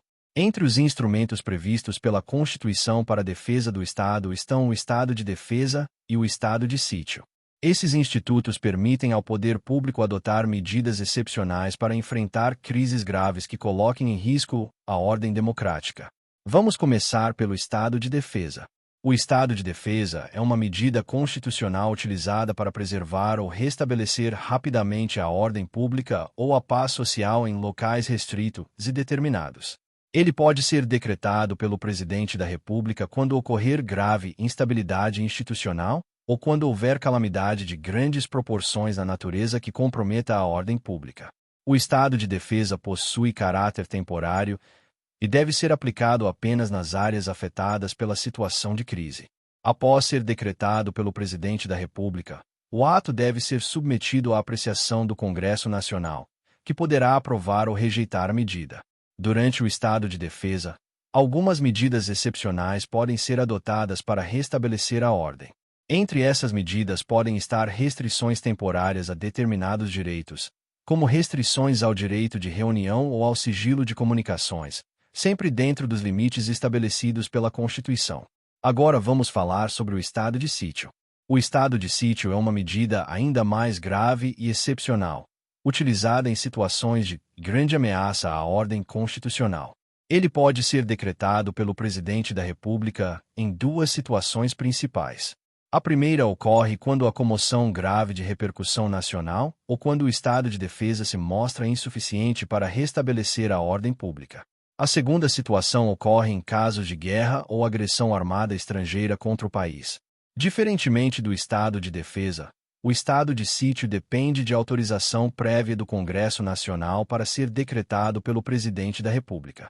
Durante o estado de sítio, o governo pode adotar medidas mais amplas para enfrentar a crise, como restrições à liberdade de locomoção, detenções em locais específicos, controle de comunicações e outras medidas previstas na Constituição.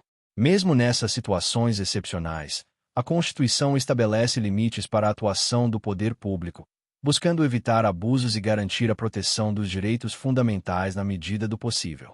Além disso, o Congresso Nacional permanece em funcionamento durante o estado de sítio, exercendo fiscalização sobre as medidas adotadas pelo Poder Executivo. Tanto o estado de defesa quanto o estado de sítio são instrumentos previstos pela Constituição para proteger o Estado e as instituições democráticas em momentos de crise. Esses mecanismos buscam garantir que o país possua instrumentos legais para enfrentar situações graves sem abandonar os princípios do Estado de Direito. Portanto, compreender o funcionamento desses institutos é essencial para entender como a Constituição brasileira estabelece mecanismos de proteção da ordem democrática e da estabilidade institucional. Vamos estudar temas muito importantes relacionados à organização do Estado e à participação política dos cidadãos. Vamos abordar as Forças Armadas, a segurança pública, os direitos políticos e os partidos políticos, além dos conceitos de elegibilidade, inelegibilidade, suspensão e perda dos direitos políticos e o tema do sufrágio. Para começar, vamos falar sobre as Forças Armadas. As Forças Armadas são instituições nacionais permanentes e regulares, organizadas com base na hierarquia e na disciplina. Elas são constituídas pela Marinha, pelo Exército e pela Aeronáutica. De acordo com a Constituição Federal, as Forças Armadas estão sob a autoridade suprema do Presidente da República e possuem como missão principal a defesa da pátria, a garantia dos poderes constitucionais e, por iniciativa de qualquer desses poderes, a garantia da lei e da ordem. A atuação das Forças Armadas é regida por princípios específicos, especialmente a hierarquia e a disciplina, que são fundamentais para o funcionamento das instituições militares. Esses princípios garantem organização, respeito à cadeia de comando e eficiência na execução das atividades militares. Além de sua função de defesa nacional, As Forças Armadas também podem atuar em operações de garantia da lei e da ordem, conhecidas como operações de GLO, quando houver necessidade de apoio às autoridades civis na manutenção da segurança e da ordem pública. Agora vamos falar sobre a segurança pública. A segurança pública é um dever do Estado e também um direito e responsabilidade de todos. Seu objetivo é preservar a ordem pública e proteger as pessoas e o patrimônio. A Constituição Federal estabelece que a segurança pública é exercida por diferentes instituições. Entre elas estão a Polícia Federal, a Polícia Rodoviária Federal, a Polícia Ferroviária Federal, as polícias civis, as polícias militares e os corpos de bombeiros militares. Cada uma dessas instituições possui atribuições específicas. A Polícia Federal atua principalmente em crimes de interesse da União, como crimes contra a ordem política e social, tráfico internacional de drogas e crimes financeiros. As polícias civis são responsáveis pela investigação de crimes no âmbito estadual. Já as polícias militares exercem funções de policiamento ostensivo e preservação da ordem pública. Os corpos de bombeiros militares atuam principalmente em atividades de defesa civil, prevenção e combate a incêndios e atendimento a emergências. Agora vamos falar sobre os direitos políticos. Os direitos políticos são o conjunto de normas que garantem aos cidadãos a participação na vida política do país. Por meio desses direitos, os cidadãos podem participar das decisões do Estado, especialmente por meio do voto e da participação em processos eleitorais. Entre os principais direitos políticos está o direito de votar e o direito de ser votado. O direito de votar corresponde à capacidade eleitoral ativa, enquanto o direito de ser candidato a cargos públicos corresponde à capacidade eleitoral passiva. Os direitos políticos são exercidos dentro de um sistema democrático que envolve a participação dos partidos políticos. Agora vamos falar sobre os partidos políticos. Os partidos políticos são organizações formadas para representar ideias, projetos e interesses da sociedade dentro do sistema político. Eles desempenham um papel fundamental na democracia, pois organizam a participação política e apresentam candidatos para as eleições. A Constituição garante liberdade para a criação, organização e funcionamento dos partidos políticos, desde que respeitem os princípios democráticos e o regime constitucional. Agora vamos abordar os conceitos de elegibilidade e inelegibilidade. A elegibilidade corresponde ao conjunto de requisitos necessários para que uma pessoa possa se candidatar a um cargo público eletivo. Entre esses requisitos estão a nacionalidade brasileira, o pleno exercício dos direitos políticos, o alistamento eleitoral, o domicílio eleitoral na circunscrição e a filiação partidária. Já a inelegibilidade corresponde a situações em que uma pessoa não pode se candidatar a determinados cargos públicos. Essas restrições existem para proteger a moralidade administrativa, garantir a legitimidade das eleições e evitar conflitos de interesse. Agora vamos falar sobre a suspensão e a perda dos direitos políticos. A Constituição estabelece que os direitos políticos podem ser suspensos ou perdidos em determinadas situações. A perda dos direitos políticos pode ocorrer, por exemplo, no caso de cancelamento da naturalização por decisão judicial ou em situações específicas previstas na legislação. Já a suspensão dos direitos políticos pode ocorrer em casos como condenação criminal definitiva, incapacidade civil absoluta ou improbidade administrativa, conforme previsto na Constituição. Por fim, vamos falar sobre o sufrágio. O sufrágio corresponde ao direito de participar das eleições e escolher representantes políticos. No Brasil, o sufrágio é considerado universal, o que significa que todos os cidadãos que atendam aos requisitos legais possuem direito de participar das eleições.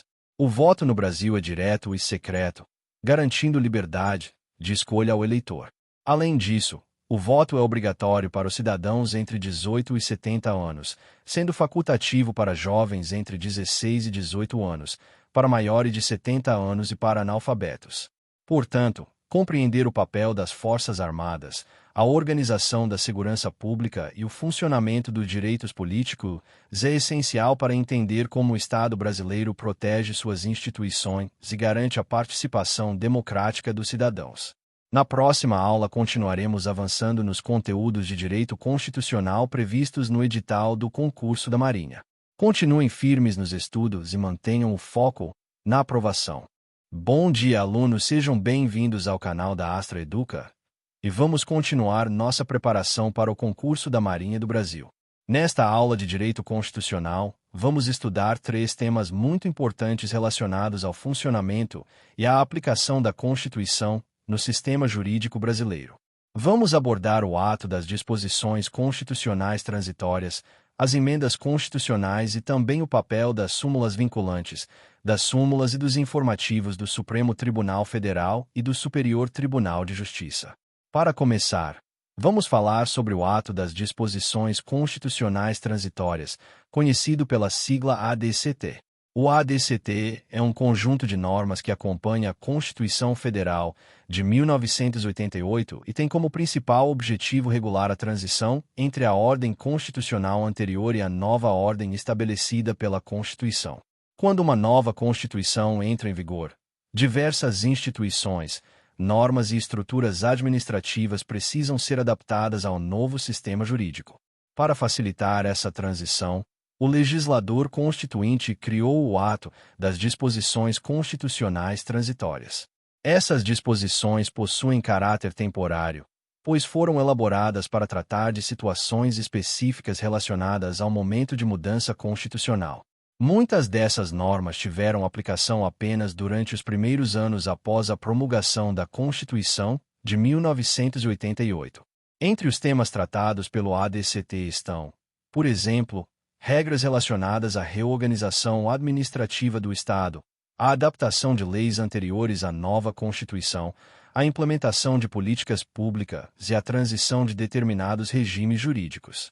Apesar de seu caráter transitório, algumas normas do ADCT continuam produzindo efeitos até hoje, especialmente aquelas relacionadas a políticas públicas ou a regras específicas de organização do Estado. Agora vamos falar sobre as emendas constitucionais. As emendas constitucionais são instrumentos utilizados para modificar o texto da Constituição. Como a Constituição brasileira é considerada rígida, suas alterações não podem ocorrer por meio do mesmo procedimento utilizado para a aprovação de leis comuns. Para alterar a Constituição é necessário seguir um procedimento mais complexo e rigoroso, chamado de processo de emenda constitucional. A proposta de emenda à Constituição pode ser apresentada por diferentes legitimados previstos no texto constitucional. Entre eles estão o Presidente da República, 1/3 dos membros da Câmara dos Deputados ou do Senado Federal e também mais da metade das Assembleias Legislativas dos Estados. Após ser apresentada, a proposta de emenda deve ser discutida e votada em 2 turnos na Câmara dos Deputados e também em 2 turnos no Senado Federal. Para ser aprovada, a proposta precisa obter o voto favorável de 3/5 dos parlamentares em cada uma dessas votações. Somente após cumprir todas essas etapas a emenda constitucional pode ser promulgada e passar a integrar o texto da Constituição. No entanto, a própria Constituição estabelece limites ao poder de reforma constitucional. Esses limites são conhecidos como cláusulas pétreas. As cláusulas pétreas correspondem a elementos fundamentais da Constituição que não podem ser abolidos ou modificados de forma a comprometer sua essência. Entre essas cláusulas estão a forma federativa de Estado, o voto direto, secreto, universal e periódico, a separação dos poderes e os direitos e garantias individuais. Esses limites buscam preservar os princípios fundamentais do Estado democrático de direito. Agora vamos falar sobre as súmulas vinculantes. As súmulas vinculantes são enunciados elaborados pelo Supremo Tribunal Federal com o objetivo de consolidar o entendimento da Corte sobre determinadas matérias constitucionais. Essas súmulas são chamadas de vinculantes porque sua interpretação deve ser obrigatoriamente seguida por todos os órgãos do Poder Judiciário e também pela administração pública.